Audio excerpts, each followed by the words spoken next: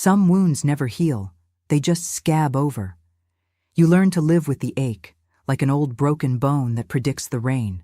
I still wake up some nights in a cold sweat, thinking I'm back in that house with him, before I realize I'm safe in my own bed, 70 years away from that terrified little girl. My name is Mabel Ruth Calloway. I'm 76 years old now, living in a small house in Tennessee with a front porch where I rock and watch the seasons change. Most folks around here just see a sweet old lady with silver hair who bakes cookies for her grandkids. They don't know the hell I walked through to get here. They don't know what it's like to have your childhood stolen on an ordinary Tuesday morning. I was born in 1948 in a tiny speck of a town in northern Alabama. So small it barely had a name, just a crossroads with a general store, a Baptist church, and scattered farms stretching out between creeks and holler. We lived in a shotgun house. You could fire a shotgun through the front door and the bullet would go clean out the back without hitting a wall. 5 rooms strung together like beads, filled with 8 children and 2 tired parents. Daddy worked the fields, sharecropping cotton mostly. Some years were better than others, but none were ever good. Mama kept the house and us children in line with a wooden spoon and Bible verses. I was the eldest girl, which meant I was Mama's right hand by the time I could walk steady. Before I was 10, I could cook a full breakfast, mind 4 younger siblings, wash clothes in the creek, and still get chores done before sundown. School was a luxury I only got in snatches. The nearest school was 3 miles away, and during planting and harvest, Daddy needed every pair of hands in the fields. I'd catch a few months in winter when the ground was too hard for farming, enough to learn my letters and simple sums. I treasured those school days like gold coins. Mrs. Wilson, the teacher, said I had a quick mind and sometimes gave me books to take home. I'd read them by kerosene lamp after the others were asleep, dreaming of places beyond our county line. We weren't the poorest family around, but we lived on the knife edge of need. Meat was Sunday food, if that. Most days were cornbread, beans, and whatever vegetables we could grow. Store-bought sugar was a Christmas treat. I never had a doll that wasn't made from corn husks or scraps. But I had dreams. Oh, did I have dreams. I'd watch the Greyhound bus pass through town twice a week and imagine where it might take me someday. I loved climbing the big oak behind our house, higher than my brothers dared, until I could see clear to the blue ridge of mountains in the distance. From up there, the world seemed so much bigger than our little patch of hardscrabble living. I'd sit in those branches and plan my escape. Maybe I'd become a teacher, or work in one of those big department stores in Birmingham, or even go to Nashville where the music played all night. I was 14 the summer everything changed, still sleeping on a pallet with my 2 younger sisters, still wearing hand-me-downs with patches on the patches, still daydreaming in that oak tree. I was on the cusp of womanhood, but nowhere near ready to leave childhood behind. The morning it happened was hot. Alabama summer hot, where the air sits heavy on your skin like a wool blanket fresh from the line. I was helping Mama in the kitchen, kneading dough for biscuits with flour up to my elbows, when Daddy called for me. His voice had that tone, the one that stopped all 8 of us children in our tracks, no matter what we were doing. "Mabel Ruth, come in here. Need to talk to you." I wiped my hands on my apron, shot a confused look at Mama, who wouldn't meet my eyes. Something cold and heavy settled in my stomach as I walked to the front room where Daddy sat in his chair, the only cushioned one in the house, reserved for him alone. He wasn't a big man, my father, but he filled a room with his presence. Hands gnarled and permanently dirt-stained from decades in the fields, face weathered like old leather from the Alabama sun. He didn't speak right away, just looked at me while rolling an unlit cigarette between his fingers. "Sit down, girl," he finally said, nodding to the wooden stool near his feet. I perched there, hands folded in my lap, heart already racing, though I didn't know why. "You're 14 now," he started, striking a match against his boot sole. "Time for you to be a woman." I nodded, not understanding, thinking maybe this was about my monthly cycles that had started the year before, though Mama had already explained those to me in her brief, clinical way. "We've arranged a marriage for you." The world stopped. The cicadas outside fell silent. The air in my lungs turned to cement. Marriage?" My voice came out as a whisper. "Yes. Your betrothed has already settled everything with me. You'll go to his house tomorrow." My eyes darted to the doorway, seeking Mama, seeking rescue. She stood there, her face drawn, eyes on the floorboards. In that moment, I knew there would be no help from her corner. "I don't want to get married, Daddy." The words tumbled out before I could stop them. His hand came down hard on the arm of his chair, making me jump. "There isn't any want about it, Mabel Ruth. You think a woman gets to choose? Women don't choose, they obey." I was trembling now, my whole body quivering like a rabbit in a snare. "Who is he?" I managed to ask, my voice barely audible over the pounding of my heart. Daddy took a long drag on his cigarette, exhaled the smoke in a cloud before answering. "Your husband-to-be is Mr. Everett Beaumont." The name fell on me like a stone.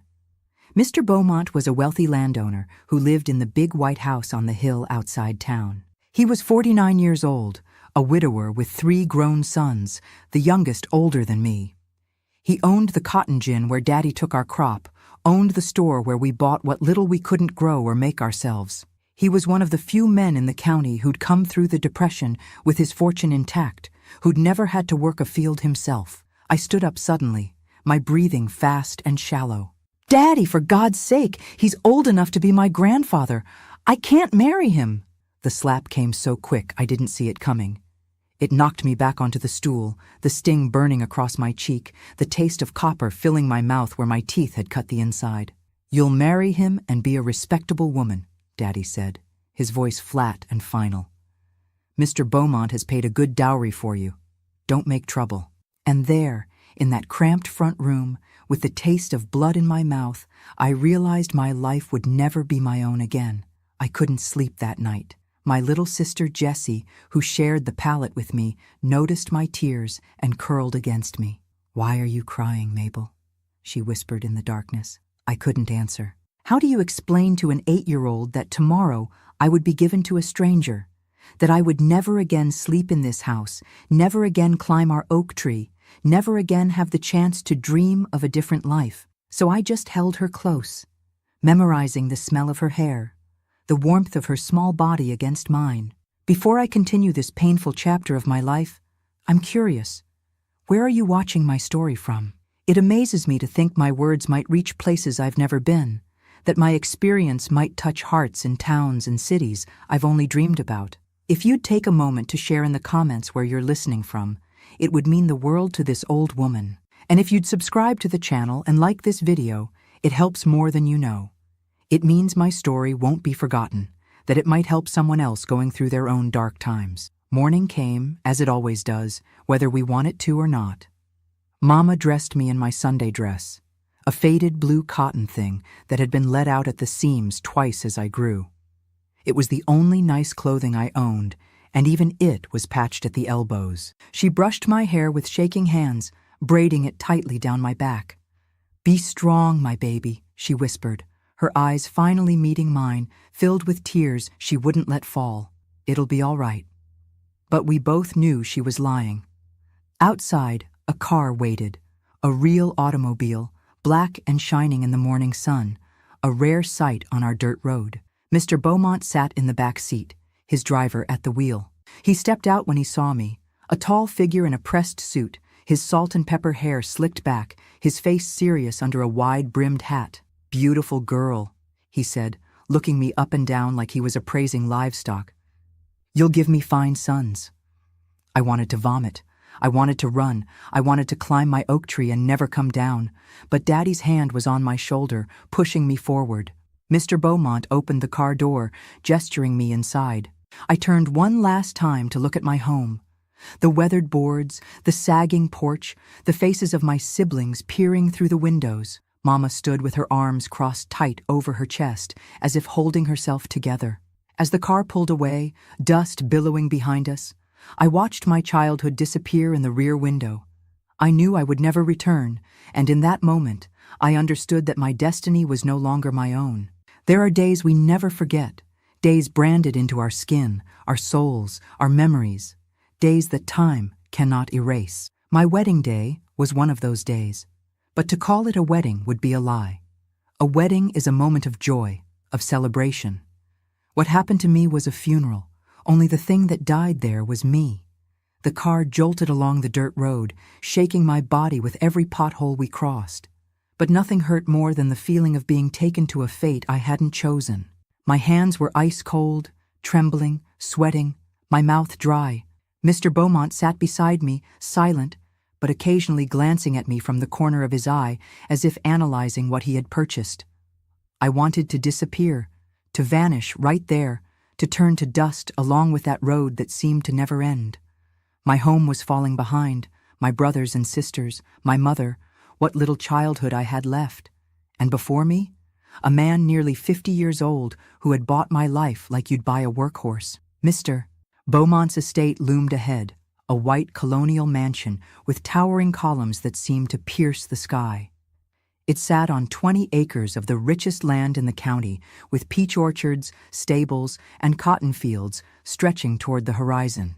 The house itself was larger than our church, with shuttered windows and a wraparound porch lined with rocking chairs that never seemed to move.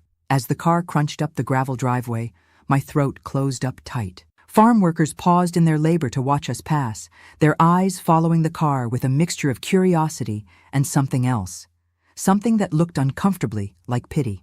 A stern-faced woman in a pressed gray dress waited at the front steps, hands clasped before her like she was at a funeral. "Welcome, Miss Calloway," she said, her voice crisp as autumn leaves. "I'm Mrs. Hendricks, the housekeeper. I trust your journey was pleasant?" Pleasant. As if I'd come willingly. As if this were some social call instead of my imprisonment. "This way, please," she continued, not waiting for an answer. "You'll need to freshen up before the ceremony." The interior of the house was cool and dark, the air heavy with the scent of beeswax and something floral I couldn't name. My bare feet sank into carpet thicker than any bed I'd ever slept on. Paintings of stern-faced strangers stared down from walls paneled in dark wood. Everything gleamed, the banister, the side tables, the ornate mirror in the hallway that showed me a terrified girl with a bruise blooming on her cheek. Mrs. Hendricks led me to a bedroom larger than our entire shotgun house. A white dress lay spread across a four-poster bed, alongside undergarments finer than anything I'd ever touched. "Mr. Beaumont wants you presentable," she said, eyeing my faded blue dress with disapproval. "The bathroom is through there. Wash thoroughly. I'll return in 30 minutes to help with your hair." When she left, I stood frozen in the center of the room, afraid to touch anything. The windows were tall, reaching nearly from floor to ceiling. For one wild moment, I considered opening one, climbing out, running until my legs gave out. But where would I go? Who would take in a runaway girl with no money, no education, and a powerful man hunting her down? I was trapped as surely as if the room had been a cell. The ceremony took place at sunset in the Beaumont family chapel, a stone building at the edge of the property. No friends, no family, just a handful of local dignitaries, Mr. Beaumont's business associates, and house staff arranged in neat rows of pews. Daddy sat near the front, wearing his one good shirt, freshly pressed. He didn't look at me as I walked down the aisle. The preacher, a thin man with rheumy eyes, spoke of duty and obedience, of a woman's sacred role as helpmate and mother. Not once did he mention love. Not once did he mention choice. "Do you, Mabel Ruth Calloway, take this man to be your lawfully wedded husband?" A question that wasn't a question. A choice that wasn't a choice. My voice was so small, I barely heard it myself. "I do." And just like that, at 14 years old, I became Mrs. Everett Beaumont. There was a small reception afterward in the main house. People ate tiny sandwiches and drank champagne, conversing in low voices that hushed whenever I approached. I didn't eat. Couldn't. My stomach was a tight knot of dread, counting down the minutes until everyone would leave and I would be alone with him. Daddy left without saying goodbye, just shook Mr. Beaumont's, Everett's, hand, nodded once in my direction, and climbed into a neighbor's truck that would take him back to our farm, $20 richer than he'd been that morning. $20. The price of his eldest daughter. As darkness fell and the last guests departed, Mrs. Hendricks approached me, her face set in lines that might have been sympathetic if you looked at them sideways. "Mr. Beaumont is waiting for you in the master bedroom," she said quietly. "Top of the stairs, end of the hall. I stood at the base of that grand staircase for what seemed like hours, my legs refusing to carry me up. The house was silent except for the steady tick of the grandfather clock in the foyer, counting down seconds of freedom I'd never get back. Finally, I forced myself to climb. Each step felt like moving through molasses, my body growing heavier and heavier until I reached the door she'd indicated. I raised my hand to knock, then realized with a sickening lurch that I didn't need to knock. This was supposedly my room now, too. Inside, the master bedroom was dim, lit only by a lamp on the nightstand. Everett sat in an armchair by the window, smoking a cigar, his jacket removed and sleeves rolled up. He looked up when I entered, but didn't stand. "Come here, Mabel Ruth," he said, his voice thick with bourbon. I moved woodenly across the room until I stood before him, eyes fixed on the carpet. "You're my wife now," he said, reaching out to touch my hair. "Do you know what that means?" I nodded, though I didn't. Not really. Mama had never told me what happened between a man and his wife, only that it was my duty to obey and to bear children. The older girls at school had whispered things sometimes, but their knowledge seemed as fragmented as mine. "Good," he said, rising from his chair, towering over me. "Then you know what I expect." What followed that night lives in the darkest corners of my memory, locked away in a place I've tried for decades to forget. But some things can't be forgotten, only endured. Dawn found me curled on the far edge of the bed, silent tears soaking into a pillow finer than anything I'd ever slept on, my body no longer my own in more ways than one. I learned quickly what my role was in the Beaumont house. I was to keep my husband content, manage the house staff, and look presentable when guests arrived. I was to speak when spoken to, laugh at the right moments, and vanish when business was discussed. I was, in essence, another piece of property, more valuable than the field workers, but less important than the prize horses in Everett's stable. Days fell into a pattern. I'd wake before Everett, dress in one of the many outfits Mrs. Hendricks had ordered for me, and take breakfast in the sunroom overlooking gardens I wasn't allowed to tend. The house staff, 3 maids, a cook, the groundskeeper, and Mrs. Hendricks treated me with distant politeness, never forgetting that I was the boss's wife, but never quite accepting that I was truly the mistress of the house. I was forbidden from doing menial tasks. My hands, Everett said, were to remain soft. I couldn't cook the foods I'd grown up on: cornbread and beans, fried chicken, sweet potato pie. The French chef he employed served meals I couldn't pronounce, in portions too small to satisfy, arranged like artwork on china plates worth more than my daddy's monthly income. I wasn't allowed to visit town alone. If I needed something, Mrs. Hendricks would accompany me, watching my interactions with shopkeepers with hawkish intensity. I couldn't write letters without Everett reading them first, couldn't make phone calls without him listening in. My existence narrowed to the walls of that mansion and the carefully manicured grounds surrounding it.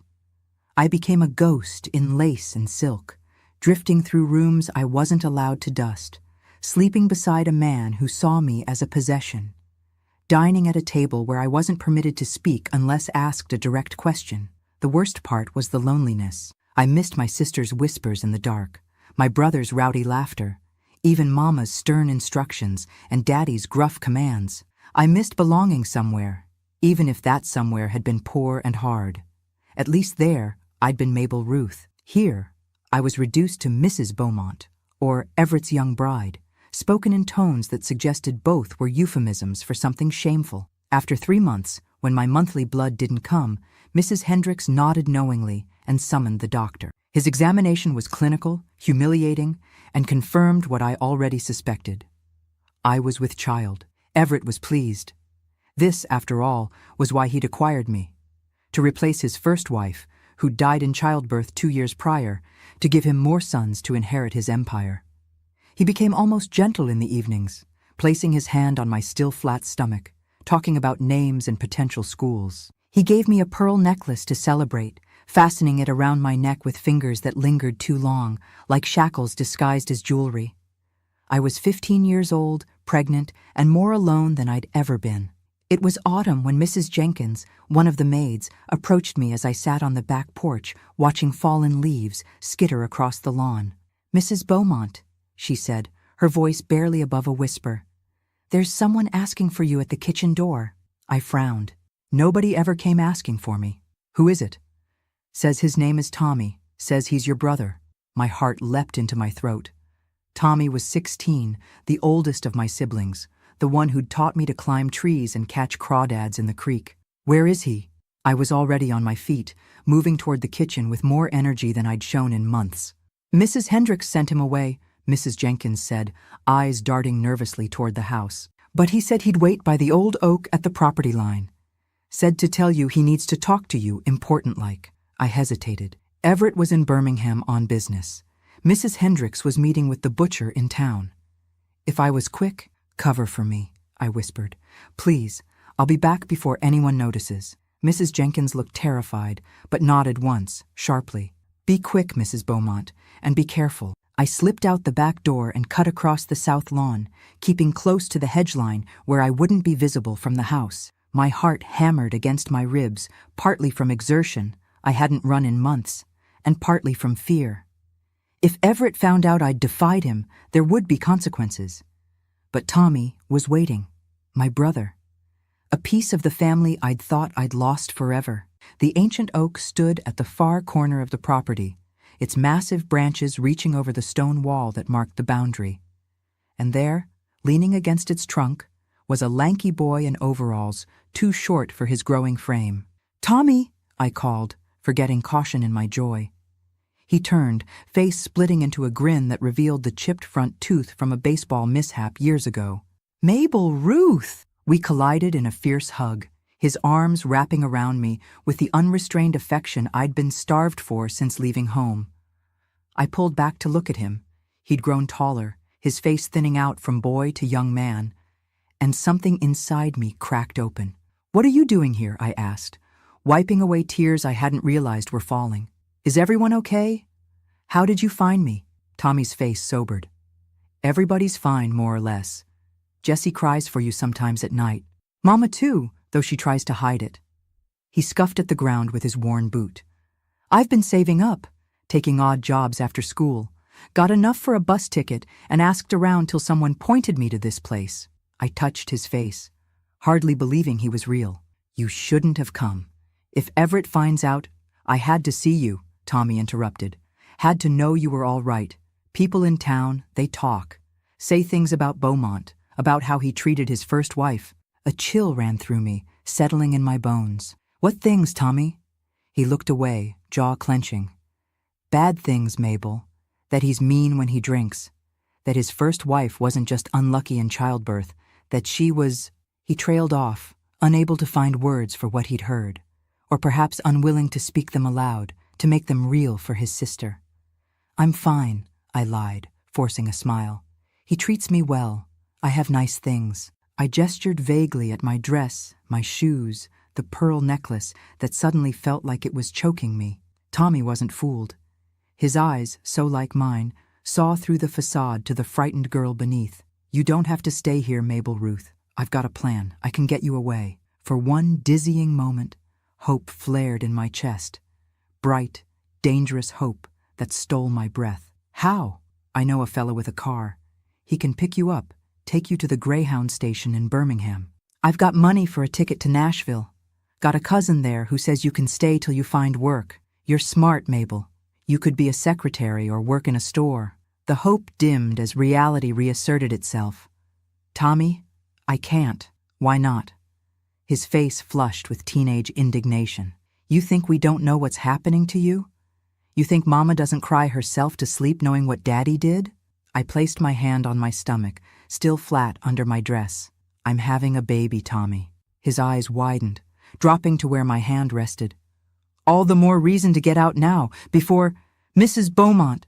Mrs. Hendricks's voice cut through the air like a whip. I turned to see her striding across the lawn, face thunderous, two of the groundskeepers flanking her like prison guards. Go! I whispered urgently, pushing Tommy toward the wall. Go now! I'll come back, he promised, gripping my hands tightly. I'll find a way to help you, Mabel Ruth. I swear it.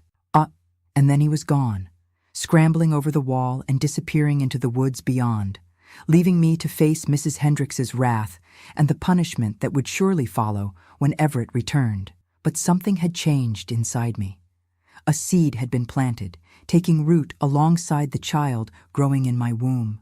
Tommy had shown me something I'd forgotten existed. Possibility.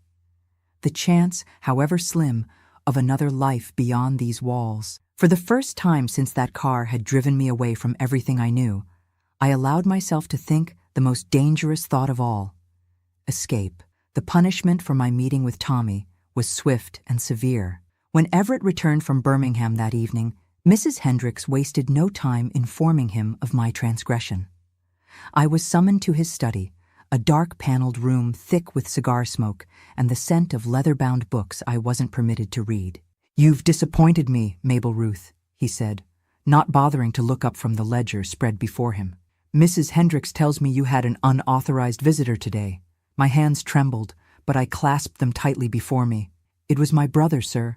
I hadn't seen my family in months." "Your family," he repeated, finally raising his eyes to mine. They were cold, calculating. "You seem to have forgotten, Mrs. Beaumont. I am your family now. That child you carry is your family. Those people you came from, they sold you to me for $20 and a promise to forget their debts at my store." His words landed like physical blows. I knew they contained truth. Daddy had indeed taken money from me, but to hear it stated so baldly made my throat close up with shame and anger. "You are forbidden from leaving the house without an escort," Everett continued. "No more walks in the garden, no more sitting on the porch. You'll remain inside where I can be certain you're safe." Safe, as if his concern were for my well-being rather than his ownership. "And if that boy or any of your people come around again, I'll have them arrested for trespassing. Do I make myself clear?" I nodded, not trusting my voice. "Good. Now come here." What followed was a demonstration of ownership, a reminder that my body belonged to him by law and by deed. I retreated inside myself, finding that quiet corner of my mind where I'd been hiding pieces of myself since the day I arrived. When it was over, he dismissed me as casually as he might a servant who'd brought him coffee. 2 days later, I discovered I was bleeding. The pain started as a dull ache in my lower back, then clawed its way around to my belly, doubling me over as I climbed the stairs. By evening, the sheets were stained crimson, and Mrs. Hendricks's pinched face told me what I already knew. The baby was gone. The loss of that child, however it came to be, marked a turning point in my journey. If my story has touched you so far, please subscribe to this channel and leave a comment below. Your support helps ensure that women's stories like mine, the painful truths we've carried silently for decades, can finally be heard. The doctor came and went, murmuring platitudes about God's will and trying again. Everett stood in the doorway of the bedroom, his expression unreadable, before turning away without a word. That night, for the first time, he slept in the guest room down the hall. Grief is a strange thing. I mourned a child I had never wanted, conceived in circumstances I would never have chosen. Yet the loss hollowed me out, leaving an emptiness that echoed with might-have-beens. That tiny life, however it had begun, had been the only thing in this house that was truly mine. As autumn deepened into winter, the house grew colder, not just in temperature, but in atmosphere. Everett withdrew, spending more time in Birmingham on business, leaving me alone in the echoing mansion with only Mrs. Hendricks and the staff for company. When he was home, his mood swung between indifference and a possessive rage that left bruises where clothing would hide them. The drinking got worse. He'd return late, whiskey on his breath, and stumble into my room demanding his husbandly rights. Some nights, when the bourbon had dulled his senses enough, he'd speak to me, not as Mabel Ruth, but as Catherine, his first wife. In those moments, slurring his words into my hair, he'd reveal fragments of their relationship that chilled my blood. "You always were frigid, Catherine," he'd mutter. "Never wanted to be touched. Is that why you lost my son? To spite me?" I learned in pieces that Catherine had been from old money in Savannah, a marriage arranged to combine family fortunes, that she'd been beautiful but distant, that she'd lost 2 babies before the final pregnancy that took her life, that Everett believed or had convinced himself that she'd somehow done it deliberately to escape him. It was during one of these drunken confessions that the seed of an idea, planted by Tommy's visit, began to sprout. Everett wasn't just cruel. He was unhinged, dangerous in ways that went beyond the everyday brutality of an entitled husband. If I stayed, I might end up like Catherine, another tragic young wife buried in the Beaumont family plot. I needed to leave. But how? Where would I go? I had no money, no education beyond 8th grade, no skills that would earn me a living. The world outside these walls was as foreign to me now as the mansion had been when I first arrived. The answer came from an unexpected source. Mrs. Jenkins, the maid who had warned me about Tommy's visit, began leaving things in my room: newspapers, magazines, notes scribbled on scraps of kitchen paper. Small acts of rebellion that could have cost her job if discovered. One evening in February 1963, she slipped me a page torn from Life magazine. Circled in pencil was an advertisement. Help wanted, young women for telephone operators, training provided, room and board available. Apply Southern Bell, Nashville, Tennessee. Telephone operators, room and board, Nashville, where Tommy had said our cousin lived. My heart began to race. Was it possible? Could I really escape? The next day, while dusting the bookshelves in Everett's study, one of the few household tasks I was permitted as a display of wifely devotion, I checked his desk calendar. He would be in Montgomery for 3 days the following week, meeting with state officials about some business matter he deemed too complex for my feminine understanding. 3 days. Enough time to get to Nashville if I could find a way out of the house and to the bus station 15 miles away. Mrs. Jenkins and I formed a plan, whispered in snatches while she helped me dress or brought afternoon tea. She had a brother with a truck who sometimes delivered vegetables to the kitchen. He could take me to the Greyhound station in Birmingham. From there, I could catch the overnight bus to Nashville. I would need money. This was the most dangerous part. Everett kept cash in his desk drawer. Mad money, he called it, for impulse purchases or bribes. I'd never taken so much as a penny before, but desperation makes thieves of even the most honest souls. The night before Everett's trip, while he slept off a particularly heavy bout of drinking, I crept into his study. The drawer wasn't locked. Why would it be, when his wife never went anywhere, never bought anything without his approval? I took $60, enough for a ticket and a few days' food until I could find work. My hands shook so badly I dropped some coins, the sound of metal on hardwood freezing my blood. But Everett didn't stir, and I returned to our bed, the stolen bills burning a hole in my nightgown pocket. The day of his departure dawned gray and drizzling, a chill February rain that matched my mood. I helped him pack, hands steady despite the thundering of my heart. He barely looked at me as he gave his usual instructions to Mrs. Hendricks: what I should eat, when I should rest, which rooms needed attention from the staff. I expect everything to be in perfect order when I return, he said, adjusting his hat in the foyer mirror. You've been too pale lately, Mabel Ruth. Get some color back in your cheeks. His kiss on my forehead was perfunctory, possessive rather than affectionate. As the car pulled away down the gravel drive, I didn't wave. I wouldn't miss this place, this life, this cage disguised as luxury. Mrs. Jenkins's brother was due at the kitchen door at midnight, with a delivery of early spring vegetables, a cover for my escape. I spent the day in careful preparation, packing only what I could carry in a small valise: 2 dresses, undergarments, a hairbrush, the pearl necklace Everett had given me when I told him I was pregnant. I'd sell it in Nashville, use the money to start over. I wrote a letter too, though I knew it would only enrage him. But something in me needed to leave words behind, to make clear that I was choosing to go, that I wasn't lost or taken. Everett, I wrote, by the time you read this, I'll be gone. Don't look for me. I'm not Catherine, and I won't die in this house. I sealed it in an envelope and left it on his pillow. Let him find it when he returned. When I was already miles away, beyond his reach, the hours crawled by. I sat at the window watching rain streak the glass, jumping at every sound, certain that somehow he knew, that he'd come back early and catch me in the act of betrayal. Evening came, the house settling into its nighttime rhythm. The cook left at 7, after preparing a dinner I couldn't eat. The day-maid departed at 8.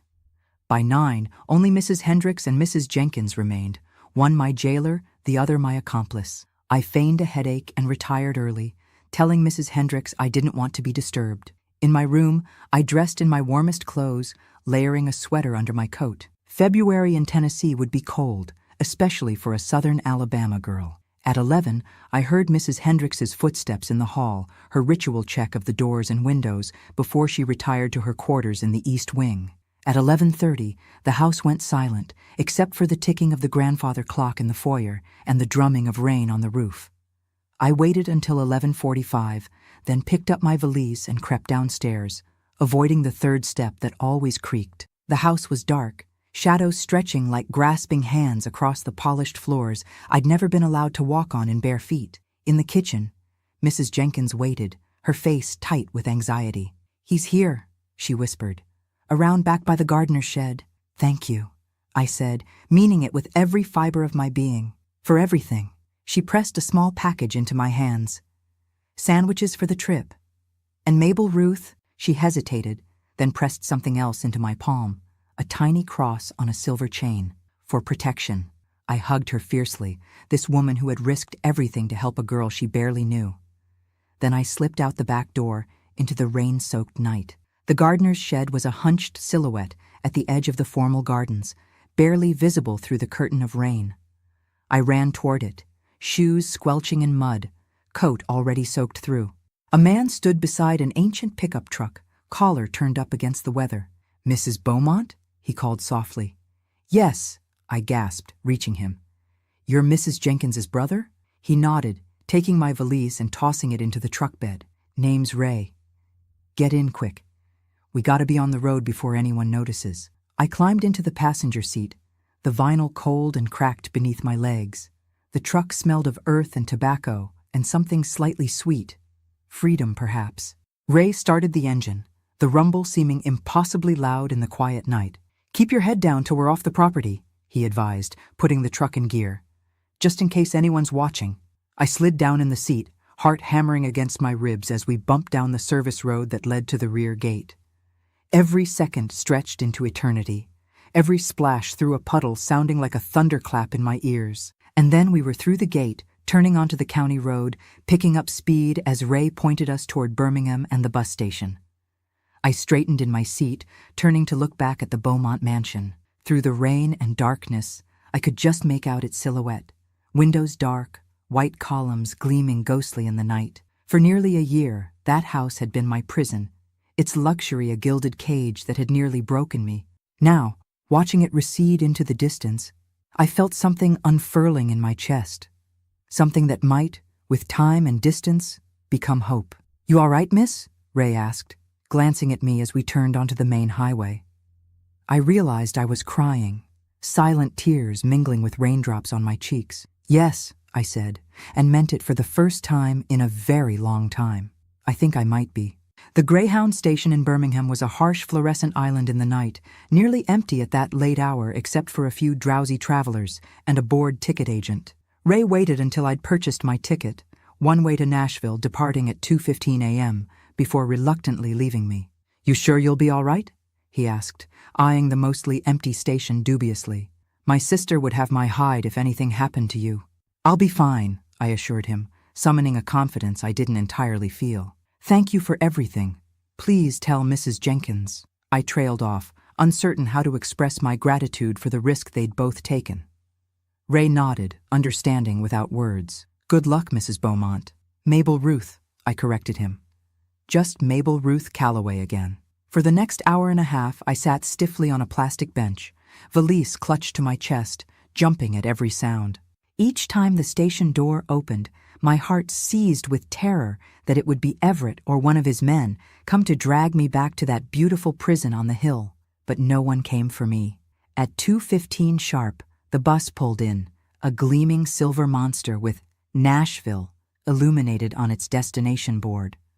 I boarded with shaking legs, found a seat near the middle, and pressed my face to the window as the driver fired up the engine. As the bus pulled away from the station, leaving Birmingham and Alabama behind, I allowed myself to exhale fully for the first time in nearly a year. I was 16 years old, alone, with $60 and a stolen pearl necklace to my name. But I was free. The bus rumbled through the night, wipers beating a steady rhythm against the rain. Around me, other passengers dozed or stared silently out windows, reflecting their tired faces. No one paid any attention to a young girl traveling alone, one of the few blessings of being invisible. Somewhere around the Tennessee border, as dawn began to lighten the eastern sky, I finally let exhaustion claim me. I dreamed of oak trees and creek beds, of my little sister's laughing faces, of a future that might somehow be mine to shape. When I awoke, the landscape outside had changed. Rolling hills instead of Alabama flatlands, different trees, different soil.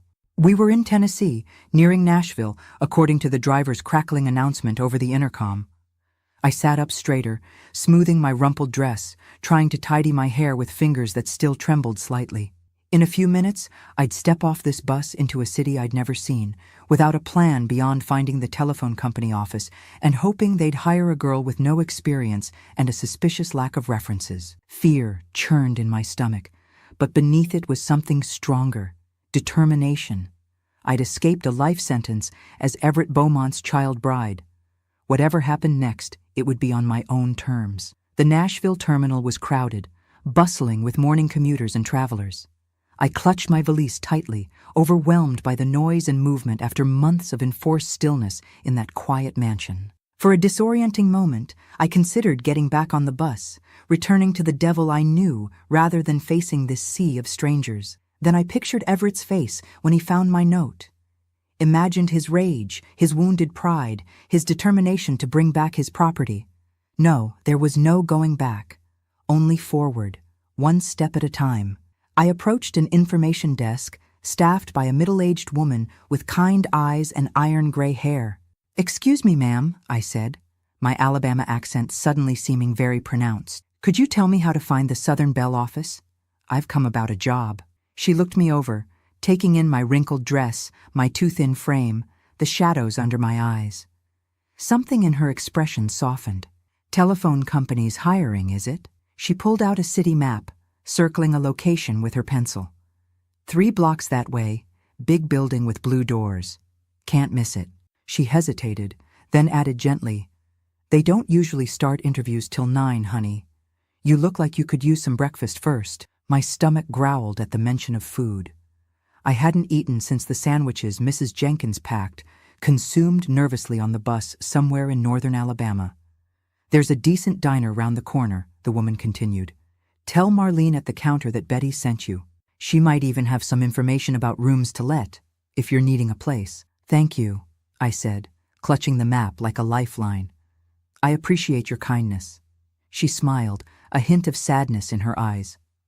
"Us women have to look out for each other in this world, don't we?" I nodded, throat suddenly tight. She didn't know my story, couldn't possibly guess what I was running from, yet somehow she recognized a fellow traveler on a difficult road.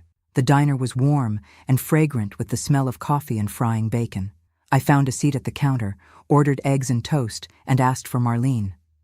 The waitress who served me, a bottle blonde with bright red lipstick and eyes that had seen more of life than they let on, nodded. "That's me, honey. Betty sent you, huh? You looking for work or a room or both?" "Both," I admitted. "I'm hoping to get hired at the telephone company, but I need somewhere to stay tonight either way." Marlene considered me, head tilted.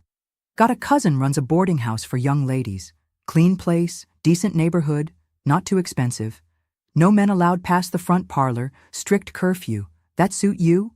It sounded like paradise. "Yes, ma'am, that would be perfect." She scribbled an address on an order pad. "Tell Helen I sent you. She might let you work in the kitchen to cover part of your room and board till you get on your feet." I ate my breakfast slowly, savoring each bite of real food. The diner filled with morning customers, office workers grabbing coffee, truck drivers stopping for a hot meal between routes, ladies shopping early to beat the crowds. Normal people, living normal lives. Maybe, just maybe, I could be one of them. By 8:30 I'd paid my bill, thanked Marlene profusely, and was walking the 3 blocks to the Southern Bell office, my valise feeling lighter despite its unchanged contents. The city hummed around me.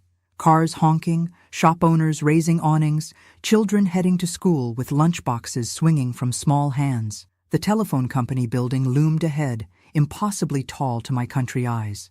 I paused on the sidewalk, staring up at its many windows, fear momentarily overtaking determination.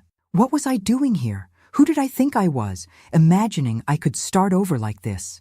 A memory surfaced, Tommy sitting in that oak tree telling me I was smart, that I could be a secretary or work in a store. My brother had believed in me when I couldn't believe in myself. Drawing a deep breath, I squared my shoulders and climbed the steps to those blue doors. Inside, a reception area bustled with activity. Young women in identical uniforms coming and going, phones ringing, the clicking of typewriter keys a steady backdrop. I approached the front desk, where a stern-faced woman sat behind a nameplate identifying her as Mrs. Eleanor Watson, Personnel Director. "May I help you?" she asked, not looking up from the papers before her.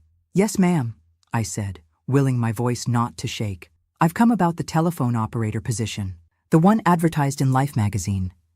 Now she looked up, assessing me with sharp eyes. "Do you have an appointment?" "No, ma'am. I just arrived in Nashville. But I'm a quick learner, and I'll work harder than anyone you've ever hired." A faint smile crossed her lips. "Confident, aren't you? Fill out this application.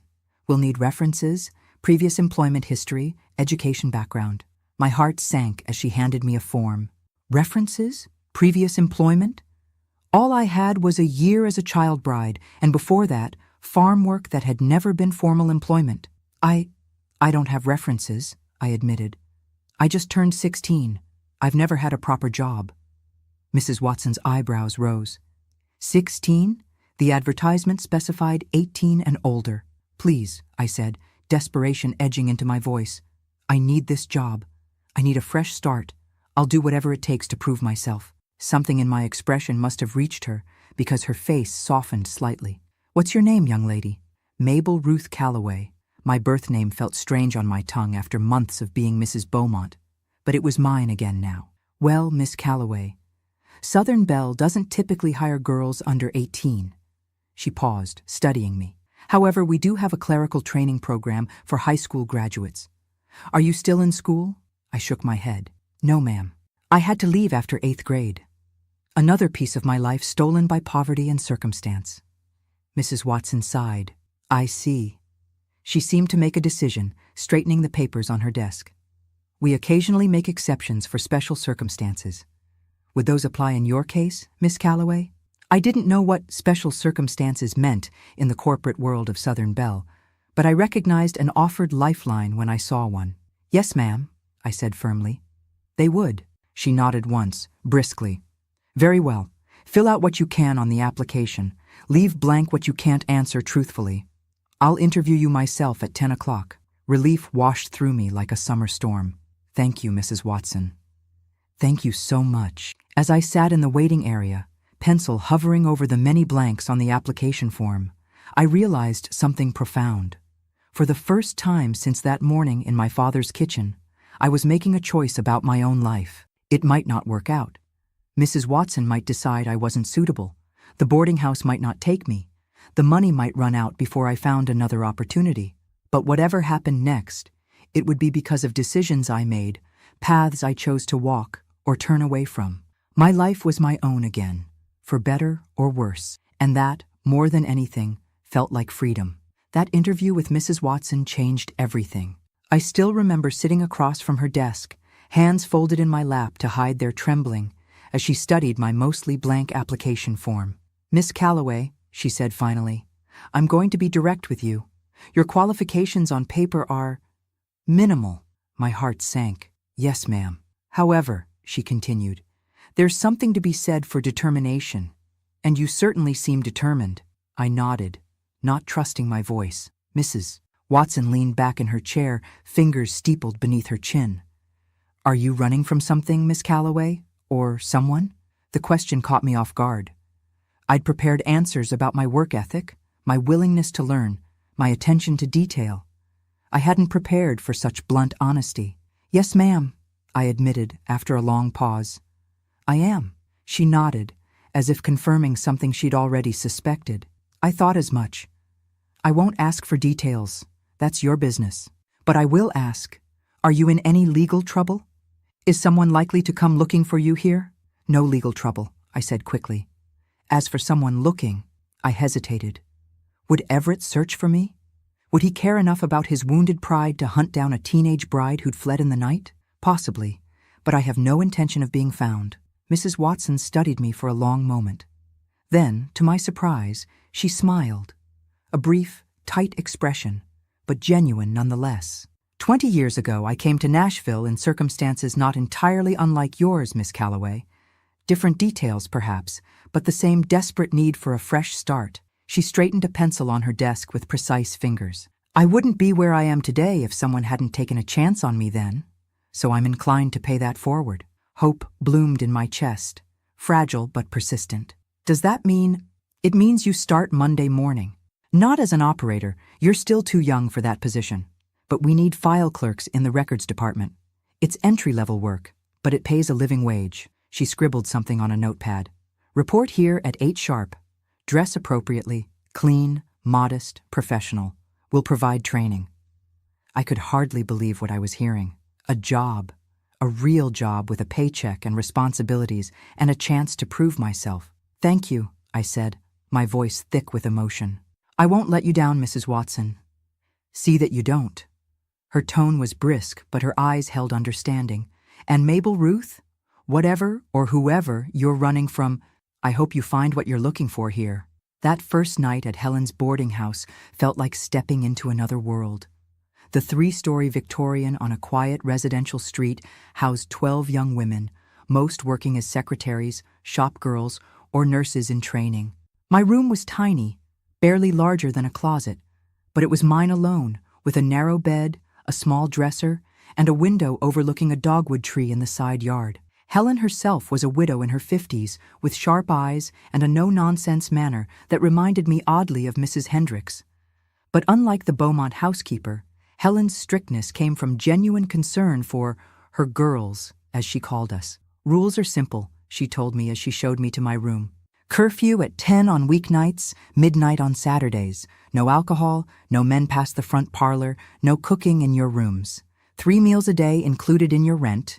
Miss them, you go hungry. Church on Sundays is encouraged, but not mandatory. I run a respectable house, Miss Calloway. Yes, ma'am, I said, setting my valise on the bed. I understand. She softened slightly, taking in my worn dress and exhausted face. Bathrooms down the hall. Dinner's at 6 sharp. Rest a bit before then. You look like you need it.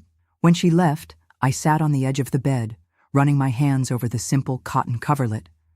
After nearly a year in Everett's mansion, surrounded by silk and crystal and antiques worth more than my father's farm, this humble room should have felt like a step down. Instead, it felt like wealth beyond measure. Here, I didn't need to tiptoe across expensive rugs or worry about smudging polished surfaces. Here, I could breathe. The other boarders welcomed me with curious friendliness at dinner.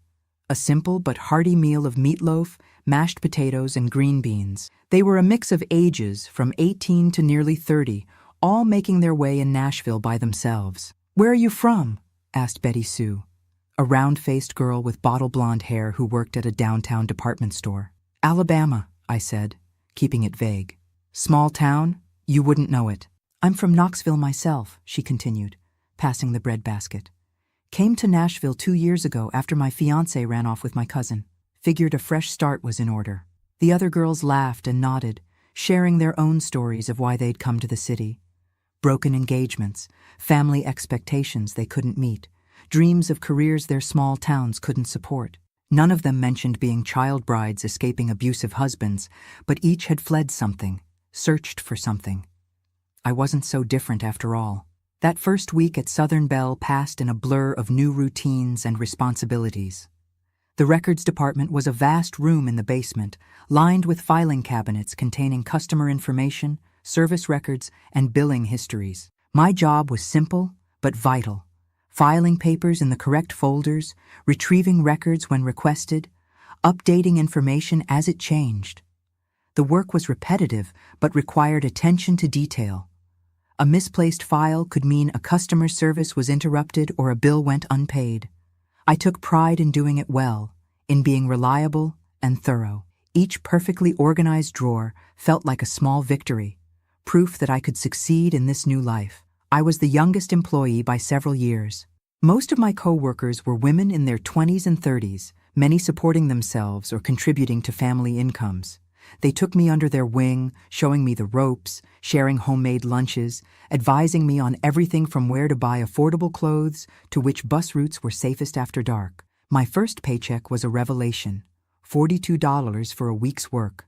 More money than I'd held at one time in my entire life. After paying Helen for room and board, I still had enough to buy a new dress for work, a pair of sensible shoes, and a small bottle of rosewater perfume, my first ever purchase just for myself, just because I wanted it.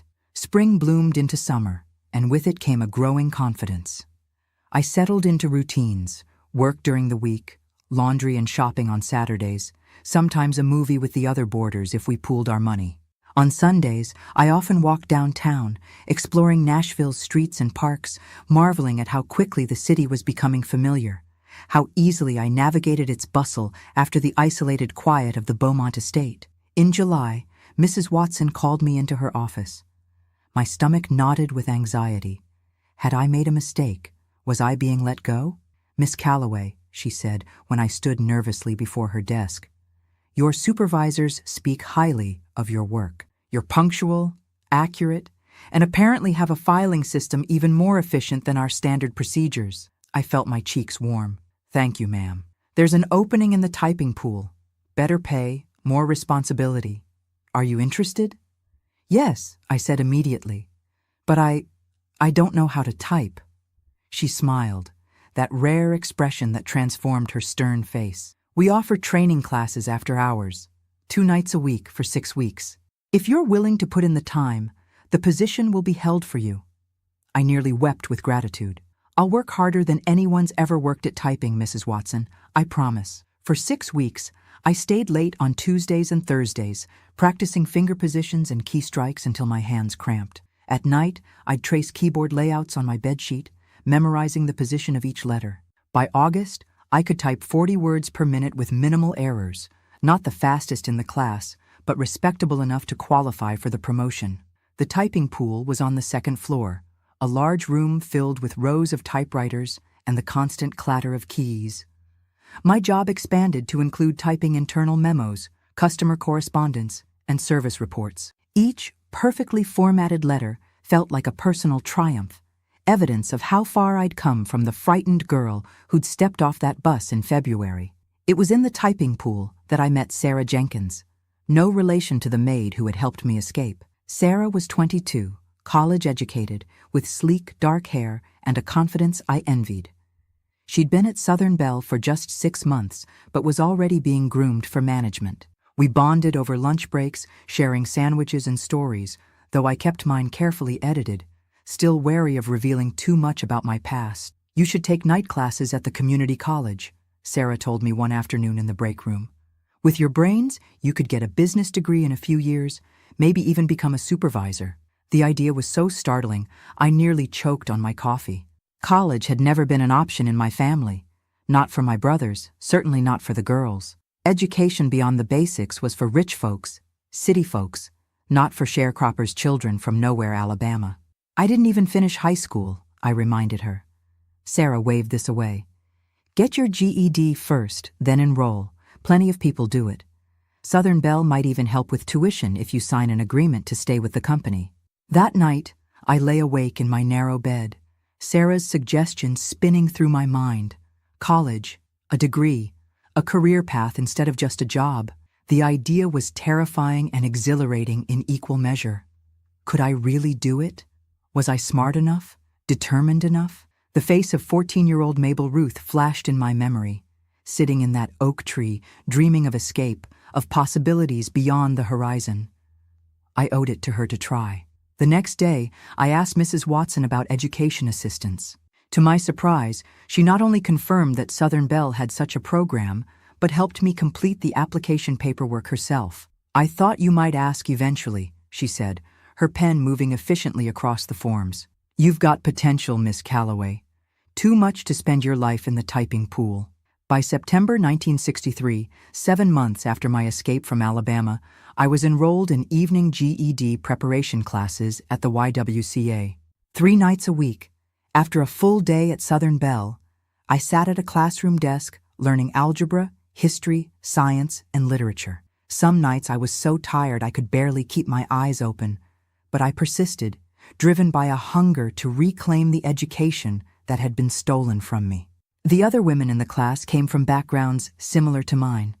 High school dropouts due to poverty, early marriage, family obligations, or simply the limited expectations society placed on girls in the rural South. We formed a tight-knit group, encouraging each other through difficult material, celebrating each small victory. It was through these classes that I met Eleanor Roosevelt's words for the first time, a quote our teacher, Mrs. Phillips, had written on the blackboard, "No one can make you feel inferior without your consent." I copied it into my notebook and read it each night before bed, a mantra against the voice of Everett that sometimes still echoed in my head, telling me I was nothing, nobody, worthless without him. As 1963 drew to a close, I realized with a start that I hadn't thought about Everett or the Beaumont mansion in weeks. The nightmares that had plagued me through spring and summer, dreams of being dragged back, locked away, punished for my defiance, had gradually faded. I no longer jumped at unexpected sounds or scrutinized every man on the street, searching for his face. I'd begun to heal, to build a life that was truly mine. I had a job with prospects for advancement, education goals, a small but growing savings account, and friends who knew me as Mabel Ruth Calloway, file clerk and typing pool member, not as Mrs. Beaumont, child bride and possession. Then, 3 days before Christmas, a letter arrived that shattered my hard-won peace. I came back to the boarding house after work to find Helen waiting in the front hall, an envelope in her hand. "This came for you," she said, her expression concerned. "The return address is Alabama." My blood froze. For a moment I couldn't move, couldn't breathe. Had Everett found me? Was this a threat? A demand for my return? With trembling fingers I took the envelope. The handwriting wasn't his. It was smaller, neater, feminine. The return address wasn't the Beaumont estate, but a town I didn't recognize. I took it to my room, closing the door before slitting it open. Inside was a single sheet of lined paper, covered in the same careful handwriting. "Dear Mabel Ruth," it began, "I pray this letter finds you safe. It's your sister Jessie writing to you. Tommy gave me this address. He said you're in Nashville now and doing well. Mama wanted you to know that Daddy passed last month. His heart gave out in the fields. The funeral was small. We wish you could have been there, but we understand why you couldn't." Tears blurred my vision. Daddy was gone. The man who had sold me to Everett, who had decided my childhood was worth $20 and the erasure of debts. I should have felt relief, maybe even satisfaction. But all I felt was a complicated grief for the father he might have been in different circumstances, for the relationship we'd never have, for the apology I'd never receive. I wiped my eyes and continued reading. There's more news. After the funeral, a man came to the house, Mr. Beaumont's lawyer. He said your marriage has been dissolved on grounds of abandonment. You're not his wife anymore, Mabel Ruth. You're free. Tommy says to tell you we're all doing all right. He's working at the garage in town, sending money home when he can. The little ones miss you something fierce. Mama doesn't talk about what happened, but I've seen her crying at night. I think she has regrets. We all do. If you can, write back so we know you got this. We don't expect you to come home. This isn't home for you anymore. I understand that. But maybe someday we might see each other again. I hope so. Your loving sister, Jessie. I read the letter 3 times, emotions churning, dissolved. Not his wife, free. The words seemed impossible, too good to be true. Had Everett really let me go? It didn't match what I knew of him, his possessiveness, his pride. But perhaps his pride was exactly why he'd ended our marriage. A man like Everett couldn't bear the public humiliation of a wife who'd fled, who'd rejected the life he offered. Better to erase me legally than admit he couldn't control me. Whatever his reasons, the result was the same. I was officially, legally, Mabel Ruth Calloway again. No one could force me back to Alabama, back to that house, back to him. That night, I wrote 2 letters. One to Jessie, telling her I was safe, working at the telephone company, taking classes, building a life in Nashville. I kept the details vague, My family didn't need to know the full truth of what I'd endured in that mansion. But I was honest about my happiness, my hope for the future. The second letter was to Tommy. I owed him my freedom, my life. Without his visit that day, without his belief that I deserved better, I might never have found the courage to flee. I told him everything I couldn't tell Jesse about Mrs. Jenkins and Ray, about the midnight escape, about the kindness of strangers who'd helped me start over. I told him he could visit any time, that Nashville had jobs for skilled mechanics too, if he ever wanted a change. I carried both letters to the post office the next morning, dropping them in the mailbox with a sense of coming full circle. I'd left Alabama with nothing but fear and desperate hope. Now I was reaching back, not to return, but to reclaim the pieces of my past worth keeping. My siblings, my childhood memories, the parts of me that existed before and after being Mrs. Beaumont. The years that followed shaped me in ways I never could have imagined that terrified night on the Greyhound bus. I earned my GED in the summer of 1964, celebrating with my classmates at a small diner near the YWCA. That fall, with Southern Bell's tuition assistance, I enrolled in night classes at the community college studying business administration. By day, I continued at the telephone company, advancing from the typing pool to administrative assistant to junior supervisor by 1968. The work was challenging but satisfying, each promotion validation that I was capable, competent, valuable on my own terms. The world was changing around me too. The civil rights movement reshaped the South I'd grown up in. The Vietnam War claimed the lives of boys I'd known in Nashville. Women began speaking out about inequality, about limited opportunities, about the right to control their own bodies and lives. I watched it all with a personal understanding of what freedom meant, what it cost, what it was worth. Tommy came to visit in the spring of 1965, staying for a weekend in a boarding house down the street from mine. He'd grown taller, filled out, become a man while I wasn't looking. We spent hours walking through Nashville, catching up on the years apart, careful to build a new relationship as adults rather than dwell on the painful past that had separated us. "You look happy, Mabel Ruth," he said as we sat on a park bench watching children play. "Real happy, not just pretending." "I am," I told him, realizing it was completely true. "I built this life for myself, every piece of it. Nobody can take it away." He squeezed my hand, understanding in ways few others could. In 1967, I moved out of Helen's boarding house into my own apartment, a tiny one-bedroom above a bookstore in a neighborhood near the college. It wasn't much, but it was mine alone.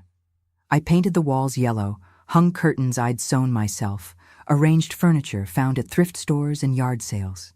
Each object, however humble, represented a choice I'd made, a small freedom exercise. When I graduated with my associate's degree in 1969, Mrs. Watson attended the ceremony, sitting beside Tommy and Jesse, who'd come from Alabama for the occasion. The four of us went to dinner afterward, celebrating not just my academic achievement, but the journey that had brought me to it. "I knew you had it in you," Mrs. Watson said, raising her glass in a toast. "From that first interview, I knew.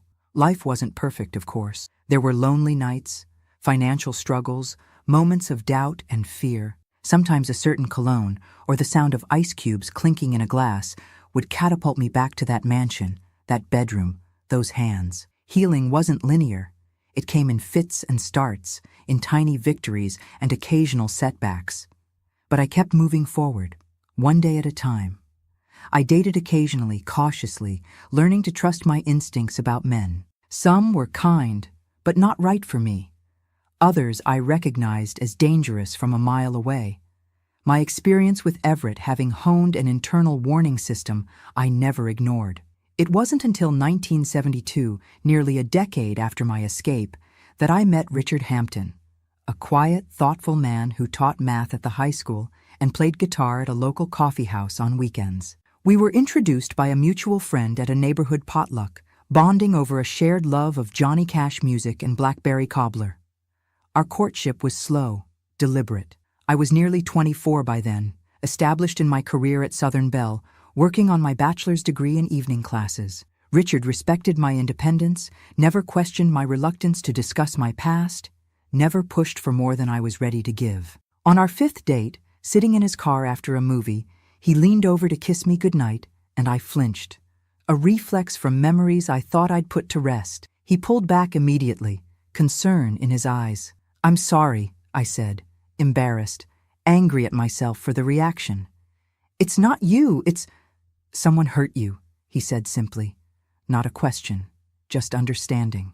I nodded, unable to speak past the lump in my throat. "Take all the time you need, Mabel Ruth," he told me, his voice gentle but not pitying. "I'm not going anywhere." 6 months later, I told him everything. The arranged marriage at 14, the year in the Beaumont mansion, the midnight escape. I'd never shared the full story with anyone in Nashville except Mrs. Watson. Speaking it aloud to Richard felt like lancing a wound, painful but ultimately healing. When I finished, he took my hands in his. "Thank you for trusting me with this," he said. "It explains so much about who you are, your strength, your independence, your determination. I admire you even more now." We married in the summer of 1974, a small ceremony in a park, with Tommy giving me away and Jessie as my maid of honor. I wore a simple cream dress I'd chosen myself, carried wildflowers picked that morning, and spoke vows I'd written in my own words. Richard's family came from Virginia, mingling easily with my siblings who'd traveled from Alabama. Mrs. Watson sat in the front row, beaming like a proud mother. This time, my "I do" was a choice freely made, with full understanding of its meaning and consequences. This time, marriage was not a prison sentence, but a partnership freely entered, with a man who saw me as an equal, who valued my mind and spirit as much as my body. Our daughter, Sarah Eleanor, was born in 1976, a wanted child, conceived in love, arriving into a home prepared to nurture her dreams whatever they might be. Holding her, I marveled at how different her life would be from mine. She would never know hunger or fear or the feeling of being sold like property. She would grow up believing in her own worth, her own right to choose her path. As she grew, I made sure she knew her value lay not in her appearance or in a man's approval, but in her character, her intelligence, her kindness. I taught her to speak up, to say no, to trust her instincts. I showed her by example that a woman could have a career and a family, that education was precious, that independence was non-negotiable. The years passed quickly, Sarah growing from baby to child to teenager, Richard and I building our life together, my career at Southern Bell advancing until I became one of the few female executives in the company's regional office. We bought a small house with a garden where I grew tomatoes and roses, hosted Thanksgiving dinners for my siblings and their children, saved for retirement and for Sarah's college fund. It wasn't the life 14-year-old Mabel Ruth had imagined while climbing that oak tree in Alabama. It was better, richer, more purposeful, built on choices rather than chance or others' decisions. Today, as I rock on this porch watching seasons change, I look back on that terrified girl who stepped off a Greyhound bus with $60 stolen and a pearl necklace, and I wish I could tell her, "You made it. You survived. You built something beautiful from the ashes of what was done to you." My story isn't unique. There were thousands of child brides in America during those years. Girls married off too young, to men too old, without consent or understanding.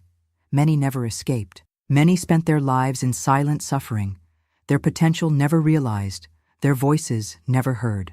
I tell my story now, all these years later, because silence protects only the wrong people, because somewhere there might be another 14-year-old girl trapped in circumstances beyond her control, needing to know that escape is possible, that a different life awaits if she can find the courage to reach for it. If that's you, listening to an old woman's memories, know this: you are worth more than what's been done to you. Your life belongs to you alone, and it's never too late to start over. Before I finish sharing this part of my life with you, I'd like to know where you're watching from. It means the world to me that my story might reach places I've never been, touching hearts I'll never meet in person. Please take a moment to share in the comments where you're listening from. It helps this old woman feel connected to a world much larger than my front porch. And if you found something valuable in my journey, something that resonated with your own experiences or helped you understand someone else's, please subscribe to this channel and like this video. Your support ensures that stories like mine, the difficult ones, the necessary ones, continue to be told. Together, we can make sure no one's truth remains hidden in silence. Thank you for listening to An Old Woman's Tale. Remember, we never forget the day our dreams are taken away. But with courage and determination, we can build new dreams, better ones, that no one can ever steal from us again.